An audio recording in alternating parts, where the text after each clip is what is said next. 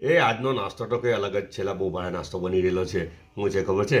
Garlic bread pizza Munmun બનાવી રહેલી છે. આય હાય હાય જો આ તો છે ને એ આપણા જોડે નાસ્તો બની રહેલો છે ને તો હમણાં થોડી ઘણમાં બનીને તૈયાર બી થઈ જાય. ઇન્શાલ્લાહ પછી પાછળથીનું ડેલી વ્લોગમાં લઈ લઉં. હાય હાય હાય હાય જો તો ખરા કેટલા મસ્ત ગાર્લિક બ્રેડ પીઝા બનીને તૈયાર થઈ ગયા. ઓવનમાંથી નીકળેલા છે ને હજુ તો ટોપિંગ બધું બાકી છે. હલો બેલો લે નિકામલા બધા સારા છે? સબ ઠીક ઠાક? તમે બધું જોઈ લીધું સ્ટાર્ટિંગમાં હે ને? નાસ્તો આજે જોઈ જ લીધો ને? મસ્ત મસ્ત નાસ્તો છે લા. પણ છે ને જલ્દીમાં છું ને તો આજે શોપ પર નહીં ઉતરો, જરા કામ છે યાર, માર્કેટનું 2-3 કલાકનું કામ છે. તો જો બેગ બી અહીંયા જ મૂકેલી છે.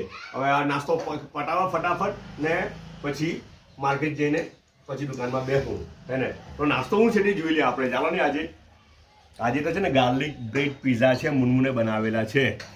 ગાર્લિક બ્રેડ પીઝા છે ને ચાયના 3 કપ આવેલા છે ને કેરા બી 3 છે. એટલા સારું કે ઉપર નાસ્તો કરી રહેલો છું ને, ઉપર કર્યું છે એટલે ઘરવાળા બી કોઈ આવે જ. હમણાં બધા નાસ્તો કરવા આવે જો ને. હમણાં વિડીયો રેકોર્ડિંગ પટે ને એટલે મેડમ બી આવે ને આ બી આવે ને તે બી આવે, બધા જ હમણાં આવે. જોજો ને આજુબાજુ બેસી જાય હે ને.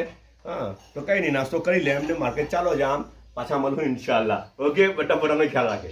એને હું આવી રીતના ખાઈ રહેલો છું. તમારા મેડમ હું કે ખબર આવી રીતના ખાવાનું એમ કે આવી રીતના ડબલ કરી દેવાની, એકના ઉપર એક, એટલે એમ કે જલ્દી ખવાઈ જાય ને કામમાં ચાલવા જવાય એમ કે ખાતા બી ફાવે એમ કે. એ છે ને આમાં બનેલું છે ખબર?